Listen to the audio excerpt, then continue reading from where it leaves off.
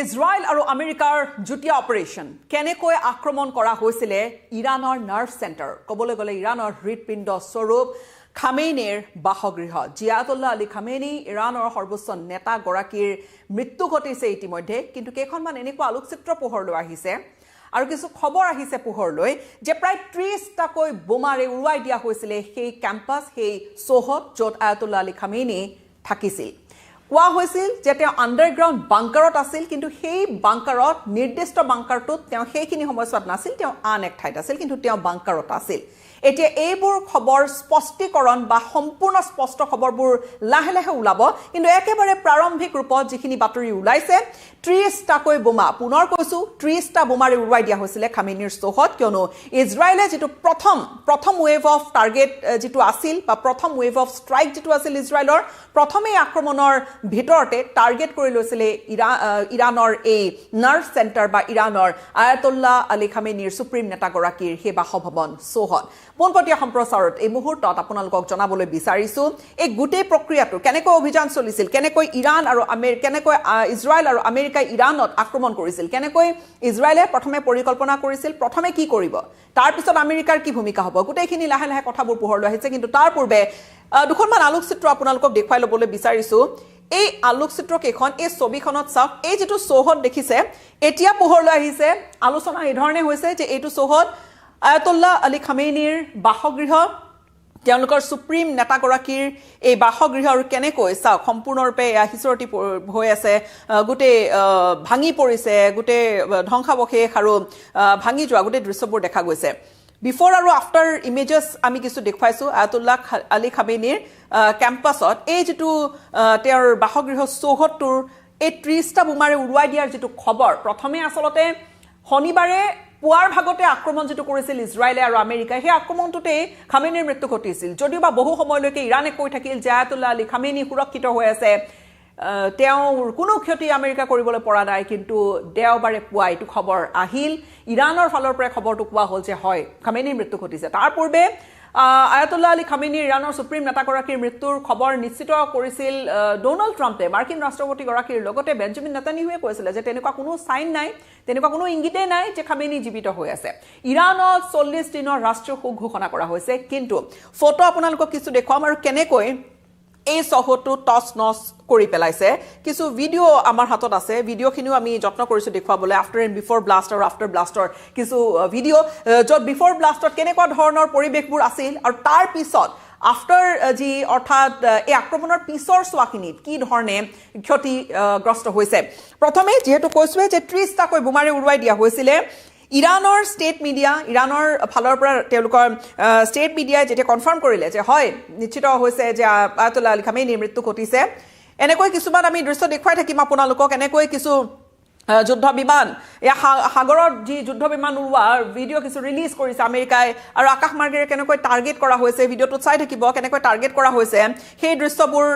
আকাশ মাৰ্গৰ পৰা লোৱা ষ্ট্ৰাইকৰ কিছু ভিডিও আৰু এইবোৰ এয়া ৰণতৰি বা ক'বলৈ গ'লে এয়াৰক্ৰাফ্ট কেৰিয়াৰ কেইখন আমি আগৰ আৰম্ভণিৰ পৰা কৈ আছিলোঁ যে আজি বহু দিনৰে পৰা USS এব্ৰাহাম লিংকন এখন aircraft carrier Gerald R Ford এতিয়ালৈকে সৰ্ববৃহৎ এয়াৰক্ৰাফ্ট কেৰিয়াৰ বিশ্বৰ সেই দুয়োখন জাহাজ আনি ইৰাণৰ কাষতে বহুৱাই থৈছিলে আমেৰিকাই আৰু তাৰ পৰাই কোৱা হৈছে যে প্ৰায় 200মান এয়াৰক্ৰাফ্ট এংগেজ কৰিছিলে এয়া চাওক কেনেকৈ টাৰ্গেট কৰা হৈছিলে এই দৃশ্যবোৰ দেখুৱাই গৈ থাকিম কিন্তু তাৰ সমান্তৰালকৈ ইৰাণৰ ষ্টেট মিডিয়াই যেতিয়া ঘোষণা কৰিলে যে আয়াতুল্লাহ আলী খামেইনিৰ মৃত্যু তাৰ পিছতেই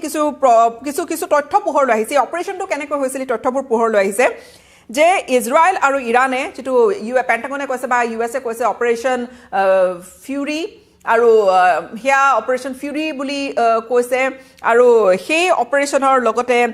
ৰোৰিং লায়ন অপাৰেশ্যন বুলি ইজৰাইলে কৈছে 30টাকৈ বোমা সেই ইৰাণিয়ান যিগৰাকী সৰ্বোচ্চ আয়াতুল্লাহ আলী খামেইনি ইৰাণৰ সৰ্বোচ্চ নেতাগৰাকীৰ থকা বাসগৃহত তাত পেলোৱা হৈছিল অৱশ্যে কোৱাও হৈছে লগতে কিন্তু প্ৰবেবলি অৰ্থাৎ সম্ভৱতঃ তেওঁ সেই নিজৰ বাংকাৰটোত নাছিল আৰু এই আক্ৰমণত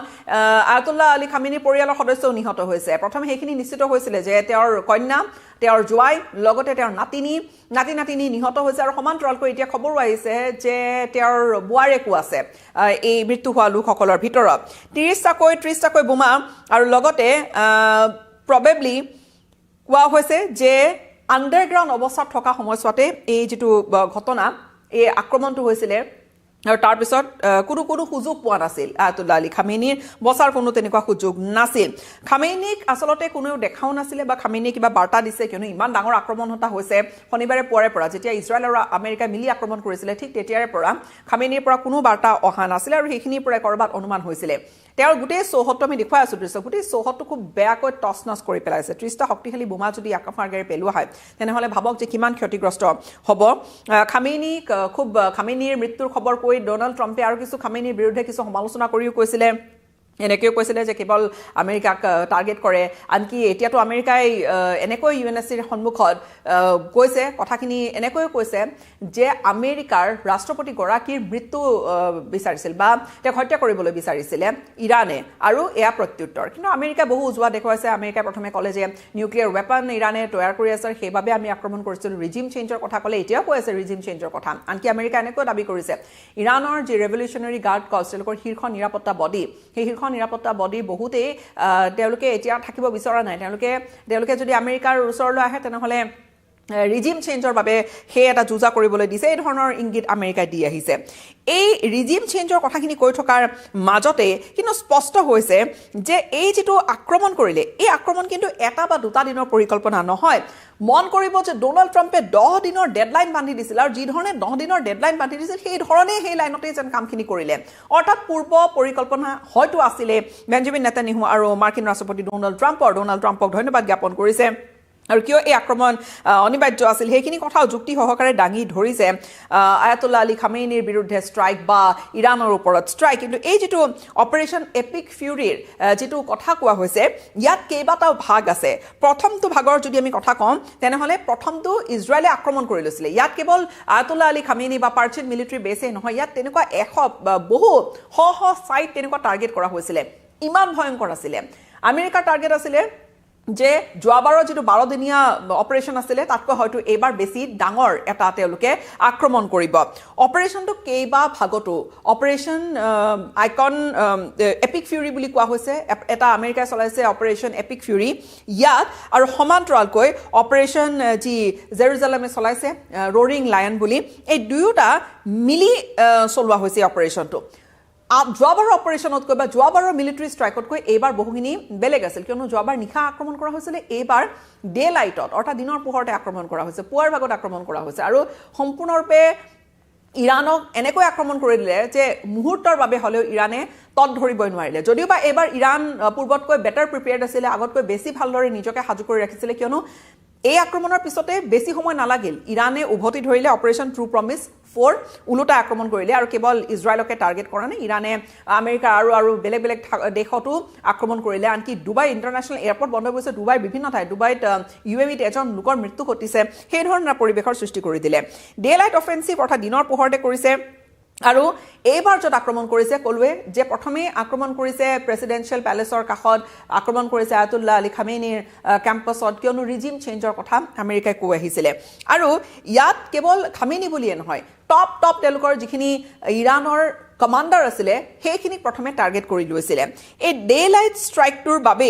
বৰ্তমান আলোচনা হৈছে যে কিহৰ বাবে লোৱা হ'ল হয়তো এটা টেকটিকেল এটা হয়তো তেওঁলোকে অপশ্যন ল'লে যে এইবাৰ যদি দিনতেই আক্ৰমণ কৰা যায় দিনত আক্ৰমণ কৰা গ'লে হয়তো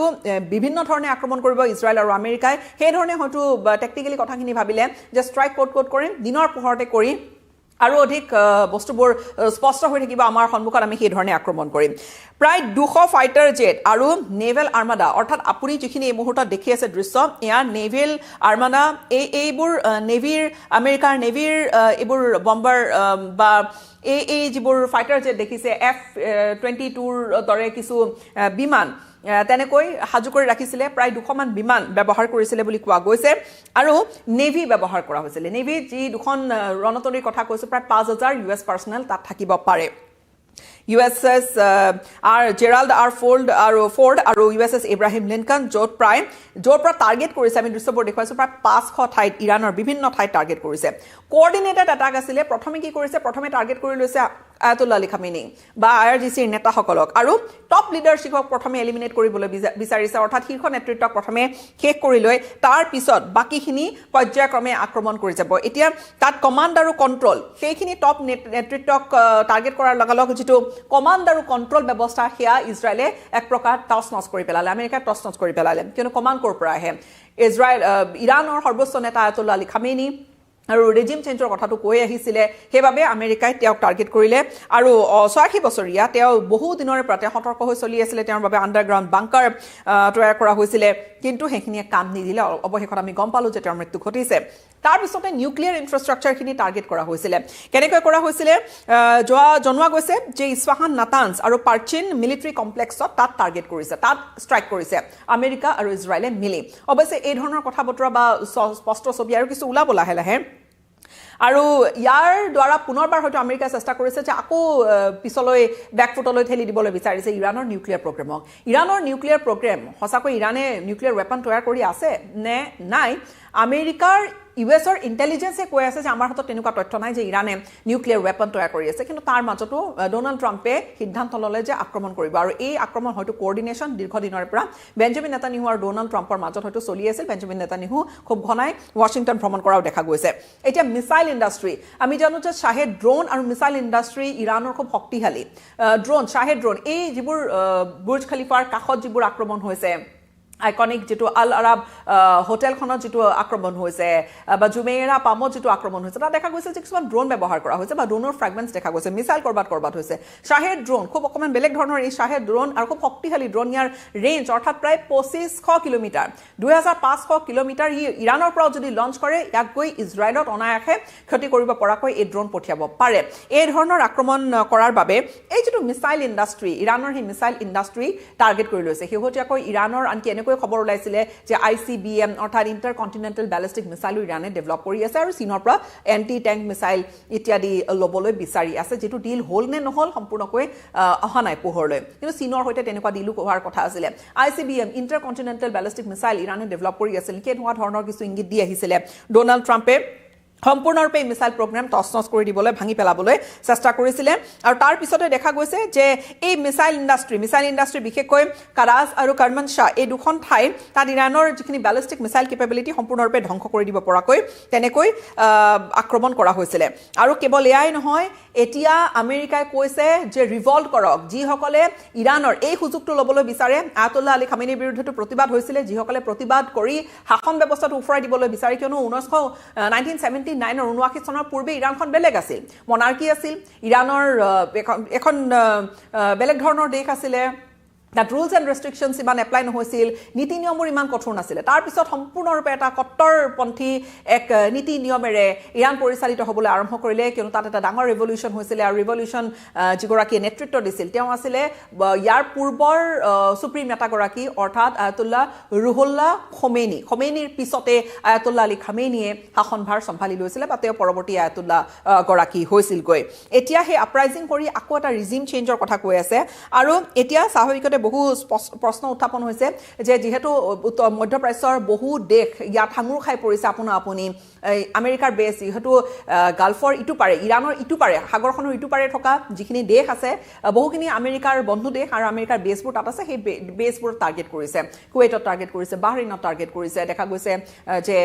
UAE টাৰ্গেট কৰিছে সৌদি আৰবত টাৰ্গেট কৰিছে কাটাৰত টাৰ্গেট কৰিছে এইখিনি আচলতে কনফ্লিক্টৰ যিটো পৰিসৰ সেয়া কেৱল বঢ়াই তুলিছে ৰিজনাল আনষ্টেবিলিটি এতিয়া ভয়ংকৰ বহু হাজাৰৰ সংখ্যাত এটা ফ্লাইট কেনসেল হৈছে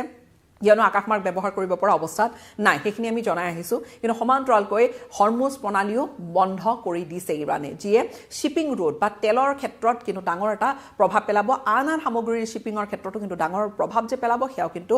নিশ্চিত ভাৰতে কৈছে দুই পক্ষক যে বৰ্তমান ৰিষ্ট্ৰেইন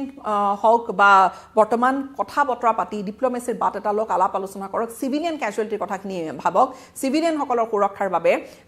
চাই তেওঁলোকৰ প্ৰতি তেওঁলোকৰ সুৰক্ষা নিশ্চিত কৰি এই সিদ্ধান্তটো লওক ক্ষতি দুই পিনে হৈছে ক্ষতি ইজৰাইলৰো হ'ব ক্ষতি ইৰাণৰতো হৈছে বহু লোক শতাধিক লোকৰ মৃত্যুৰ খবৰো আহিছে নিশ্চিত তথ্য এতিয়া ওলোৱা নাই কিন্তু সঁচাকৈ বৰ ভয়ানক পৰিস্থিতি আগন্তুক সময়ছোৱাখিনিত ইৰাণত কি হয় তাৰ ওপৰতে মধ্যপ্ৰাচ্যৰ বহু কথা নিৰ্ভৰ কৰিব কিন্তু আমেৰিকা লাগি আছে ইৰাণত সম্পূৰ্ণৰূপে শাসন ব্যৱস্থাটো সলনি কৰি পেলাবলৈ ৰিজিম চেঞ্জৰ কথা বাৰে বাৰে কৈ আহি আছে কি হ'ব আগন্তুক 24 ঘণ্টা খুবেই লক্ষণীয়